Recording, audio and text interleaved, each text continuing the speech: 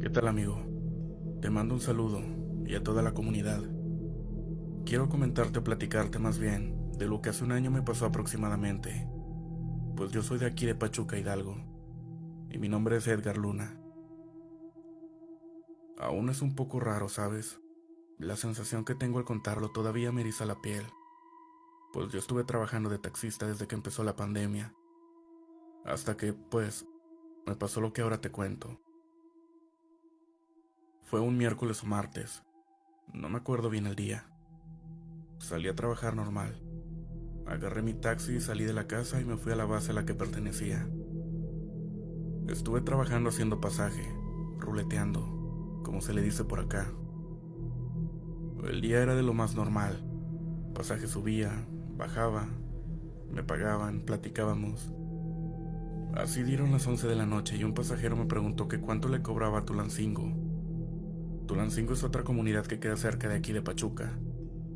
Le dije la cantidad y lo llevé a su casa. Íbamos platicando de su turno, de mi turno, plática entre taxista y cliente. No me di cuenta del horario. Me bajé a cenar a un puestito de tacos de ahí de Tulancingo. Cuando vi el reloj eran las 12 de la madrugada. Entonces me apresuré a cenar. Le pagué, le di las gracias y me subí a mi taxi. Puse mi música a todo volumen y me dispuse a partir de Tulancingo a Pachuca, prácticamente a regresar a donde es mi área. En ese momento sobre la carretera, al encender las luces altas a lo lejos vi a dos siluetas que me hicieron la parada. Era una persona de un conjunto como tipo pants rosa y era otra mujer con un pantalón negro, una chamarra de piel negra. Ambas se veían completamente normal, como personas normales. Me hacen la parada. Miro mis espejos para ver si no venía un carro por atrás y al voltear veo cómo abren la puerta y se suben normalmente. Les pregunto para dónde van y no me contestan. Les pregunté que si la música estaba bien o le bajaba, mas no me contestaron tampoco. La verdad es de que en ese momento me puse nervioso. Decidí prender un cigarrillo y me dispuse a salir a Pachuca. No sé por qué me dio una especie de nostalgia, de tristeza, pero también de nervios, pues no decían nada. Simplemente por el retrovisor yo veía que iban viendo fijamente hacia el frente. Yo por precaución me fui con las intermitentes prendidas y las luces altas esperando en Dios encontrar una patrulla de la Guardia Nacional o alguna patrulla municipal. El nervio me empezó a recorrer el cuerpo como no tienes una idea. Poco a poco me tranquilicé. Fue una paz que sentí después de recorrer varios kilómetros y normal. Se sentía el ambiente más tranquilo. Entrando a una comunidad que se llama Pachuquilla. Esta comunidad está antes de llegar a Pachuca. Volteo al retrovisor y las veo. Me dije, bueno, a lo mejor más adelante se van a bajar. Llegando al hospital general, me hacen la parada dos médicos. Me estaciono. Me preguntan que cuánto les cobraba para Villas de Pachuca. Les dije el precio. Se subieron. Yo ya no me acuerdo ni sentí en qué momento se bajaron esas dos mujeres extrañas. Terminé el turno. Eran aproximadamente las 2 de la madrugada. Me fui a casa, me dormí y al día siguiente desperté un día normal. Ese día me desperté a las 9 de la mañana y agarré mi taxi y me fui a trabajar. Pues yo tenía planeado agarrar esa tarde libre para descansar, para ir a ver a mi familia. Me puse a ruletear. Fue un día muy bajo en pasaje, así que decidí irme a la base. Al llegar había una muchacha en la base. La verdad es que mis compañeros no la querían llevar, porque pagaba menos de lo que se cobraba para su destino. Ella iba para la carretera Sahagún. Yo le ofrecí el servicio por la tarifa que ella pagaba, pues yo sé que en la pandemia pocos tenían dinero. Y es aquí el momento en el que todo cambió. Mi carro tardó en arrancar. La muchacha se subió. El carro no encendía. Después de 3 intentos o más, el taxi arrancó. Salí de la plaza y me dirigí a la dirección donde la pasajera me dijo. Antes de llegar a su domicilio ya me faltaban escasos 2 kilómetros. Iba normal. Eran las 3 de la tarde, cuando la verdad no me acuerdo de lo que me dijo, o no escuché bien. Al voltear a ver por el retrovisor para preguntarle qué fue lo que dijo, me di cuenta de que las dos mujeres de la madrugada anterior iban atrás con ella. En ese momento me dio un escalofrío horrible. Me dio una sensación de miedo, porque la muchacha iba sola cuando se subió. Pues el momento en que las vi por última vez. Hoy en día yo trabajo en una empresa productora de lácteos. Y salgo en la madrugada. Y solo puedo pedirle a Dios no encontrarme con ellas de nuevo. Era el 2 de noviembre, Día de Muertos, y había regresado al pequeño pueblo donde crecí, en el estado de Michoacán. La tradición en mi familia siempre ha sido visitar el panteón por la noche, llevar flores, veladoras y compartir anécdotas de nuestros seres queridos. Aquel año, la atmósfera se sentía más cargada de lo normal, como si el aire estuviera lleno de algo más que incienso. Mi primo Toño y yo habíamos terminado de acomodar las ofrendas en la tumba de mi abuelo, cuando decidimos dar un paseo por el panteón. Eran casi las 11 de la noche, y las veladoras titilaban entre las tumbas, creando sombras largas y distorsionadas. ¿Te acuerdas de lo que nos contaba mi abuelo sobre el huesero?, preguntó Toño mientras jugaba con una piedra. ¿El que se llevaba a los niños desobedientes?, respondí con una sonrisa nerviosa. Respondí con nervios, intentando disimular que esas historias aún me inquietaban.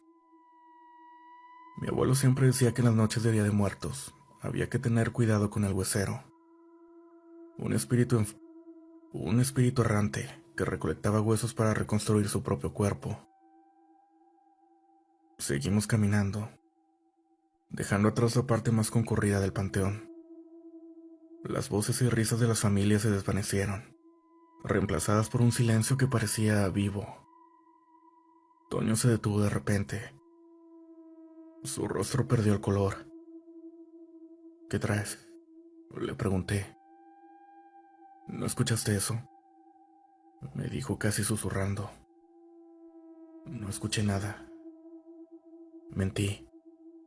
Aunque había captado un ruido leve, como si alguien arrastrara algo pesado por el suelo. Traté de tranquilizarme, pensando que eran ramas moviéndose con el viento.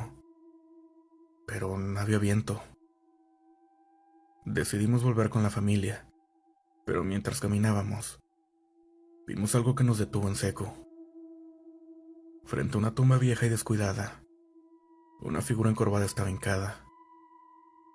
Parecía un hombre, agachado, con las manos huesudas que cavaban en la tierra. Toño quiso gritar, pero yo le tapé la boca. No sabía qué hacer, así que solo nos quedamos inmóviles, observando. La figura se detuvo y alzó la cabeza lentamente. Tenía el rostro cubierto con una especie de manto, pero sus ojos brillaban. En sus manos sostenía lo que parecía ser un hueso largo y amarillento. Se levantó con una facilidad espeluznante, como si no pesara nada, y volteó hacia nosotros. Fue entonces cuando lo escuché. Un crujido, como si alguien quebrara ramas secas, pero venía de su propio cuerpo al moverse.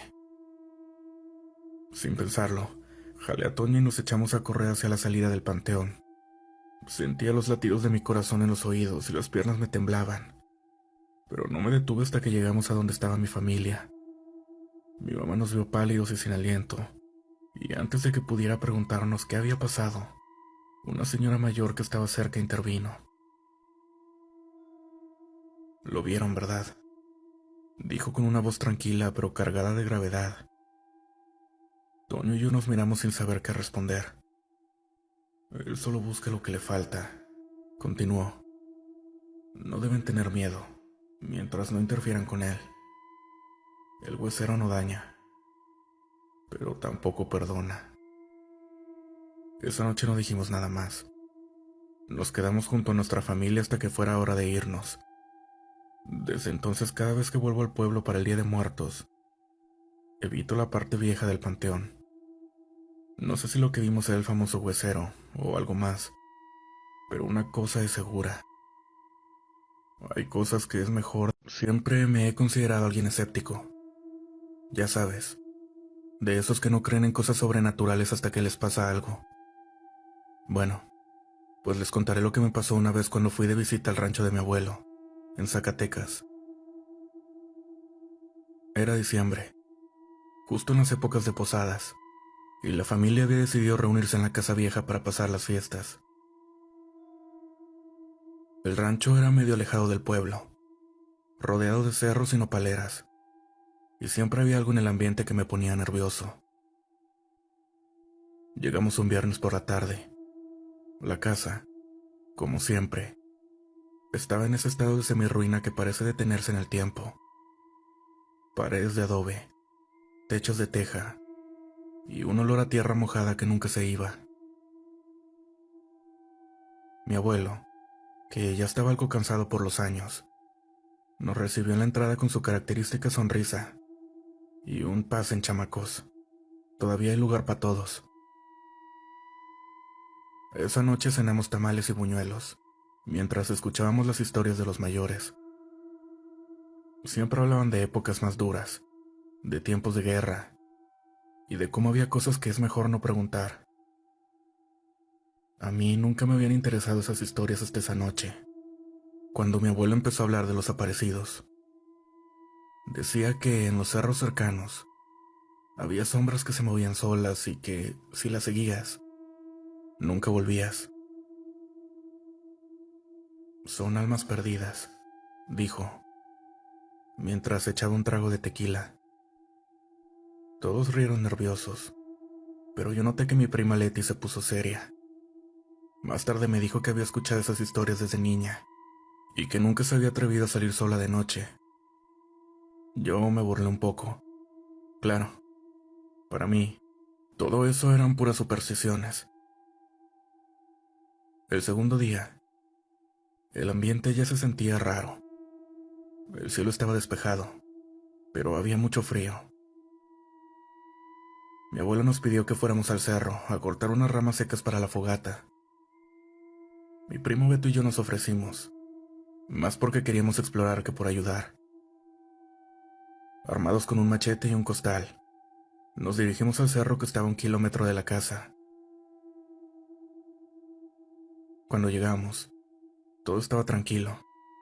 Cortamos unas ramas y empezamos a llenar el costal. Pero de pronto escuché un ruido, como si algo se moviera entre los matorrales. ¿Lo oíste?, le pregunté a Beto. Pero él solo se rió y me dijo que eran conejos o algo así. Intenté ignorarlo, pero el ruido seguía y cada vez se sentía más cerca. Entonces lo vi. Una figura pequeña, como de un niño, pero con movimientos raros, como si no tuviera articulaciones. Estaba a unos metros de nosotros, parado, entre los arbustos. «Mira eso», le dije a Beto, pero cuando volteó ya no había nada. Me dijo que dejara de bromear y seguimos con lo nuestro. Pero yo no podía sacarme esa imagen de la cabeza. Era demasiado raro. Cuando volvimos al rancho, todo parecía normal, pero yo traía ese nudo en el estómago. Por la noche, después de la cena, decidí salir un rato al patio para despejarme. El cielo estaba lleno de estrellas, y el aire frío me ayudó a calmarme un poco. Pero justo cuando pensé en entrar, escuché algo. Era un silbido, suave pero constante, que parecía venir del cerro. «¿Quién anda ahí?», pregunté, intentando sonar valiente, pero nadie respondió. En lugar de eso, el silbido se hizo más fuerte, y de pronto vi una luz, como una pequeña linterna, moviéndose entre los matorrales. Mi corazón empezó a latir con fuerza, pero algo en mí me empujó a seguirla. Caminé hacia el cerro, ignorando el frío y el miedo, hasta que la luz se detuvo. Cuando llegué al lugar, no había nada, solo unas marcas extrañas en la tierra, como si alguien hubiera cavado. Volví corriendo al rancho, pero no dije nada. No volvió a pasar nada raro el resto de los días, pero desde entonces, cada vez que escucho un silbido o veo una luz en la oscuridad, siento un escalofrío. Zacatecas es tierra de leyendas, y ahora sé que no todas solo son cuentos. Buenas noches.